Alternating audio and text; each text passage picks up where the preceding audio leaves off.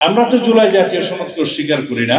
যদি গণভোটের রায়কে আমরা সম্মান দিতে চাই, জাতীয় সংসদে আগে যেতে হবে। তারা সমালোচনা করছে, তারা স্বাক্ষর করেছে এই গত কয়েকদিন আগে। আমাদের প্রতি আমরা শতভাগ অঙ্গীকারাবদ্ধ, এটা রাজনৈতিক সমঝোতার দলিল, আমরা স্বাক্ষর করেছি। বরং যারা সমালোচনা করছে তারা স্বাক্ষর করেছে এই গত কয়েকদিন আগে, নির্বাচনের পর। জাতীয় সনদের প্রত্যেকটি প্রস্তাব যেভাবে স্বাক্ষরিত হয়েছে, নোট অফ ডিসেন্ট সহ, আপনারা সেই কিতাবটি হাতে নিয়ে দেখবেন। ওখানে বলা আছে যারা নোট অফ ডিসেন্ট দিয়েছে যে সমস্ত দফায়, সেই সমস্ত রাজনৈতিক দল যদি নির্বাচনী ইশতেহারে উল্লেখপূর্বক জনগণের ম্যান্ডেট প্রাপ্ত হন, তাহলে তারা সেটা বাস্তবায়ন করতে পারবেন। ইতি মাননীয় প্রধান উপদেষ্টা এবং অন্যান্য উপদেষ্টা যারা এখানে সংস্কার করে জাতীয় ঐক্যমত্য কমিশনের সদস্য ছিলেন, তাদের মধ্যে পরে কেউ কেউ উপদেষ্টা হয়েছে, তারা সবাই স্বাক্ষর করেছে। রাজনৈতিক দল সময়ের মধ্যে অধিকাংশ স্বাক্ষর করেছে, কিন্তু যারা বেশি সমালোচনা করছে তারা স্বাক্ষর করেন নাই। তারা নির্বাচনের পরে সুবিধা বুঝে তাও একটা নোক্তা লাগিয়ে সই করেছে, কিন্তু জুলাই জাতীয় সনদে নোক্তা লাগানোর কিছু নেই। ওটা যা আছে তা হয় সই করতে হবে, অথবা যদি রিজার্ভেশন থাকে সেটা তাদেরকে বলতে হবে এই কারণে আমরা সই করতে পারলাম না। একদিকে বলবে আমরা স্বাক্ষর করেছি, আরেকদিকে বলবে আমরা স্বাক্ষর করেছি তবে বলেছে যে আমরা ওই ধারাগুলো মানে। তো অনেক কথা যারা বলে, যারা এখন বিরোধী দল, বৃহৎ বিরোধী দল, তারা বলছে জনরায় অনুসারে জুলাই কি যেন সংবিধান সংস্কার পরিষদের সদস্য হিসেবে শপথ নিতে হবে, দেরিতে হলেও নিতে হবে। কিন্তু বক্তব্য হলো এগুলো গায়ের জোরে।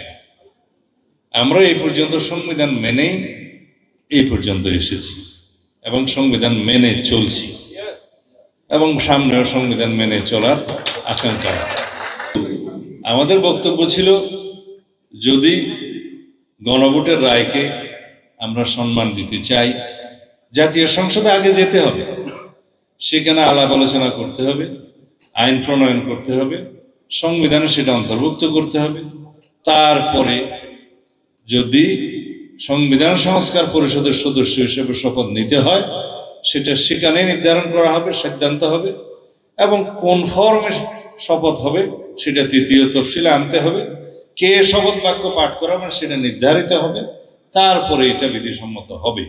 কিন্তু আজকে যাদেরকে জবরদস্তিমূলক শপথ পড়ানো হলো, যিনি জবরদস্তিমূলক শপথ পড়ালেন, সেটা সংবিধান রক্ষণ হয়েছে কিনা অবশ্যই সুপ্রিম কোর্টের দেখার দায়িত্ব। কারণ বিচারকগণ শপথ নিয়েছেন সংবিধান রক্ষণের, সংরক্ষণের এবং এই সংবিধানকে রক্ষা করার জন্য শপথ নিয়েছেন। আপনারা তো কেউ সংবিধান রক্ষণের জন্য শপথ নেন নাই, আইনজীবী বৃন্দ তারা নিয়েছেন। সুতরাং সেই প্রশ্নটা আদালতে উঠেছে। আমাদের বক্তব্য অন্য জায়গায়। আমরা তো জুলাই জাতীয় সনদকে অস্বীকার করি না।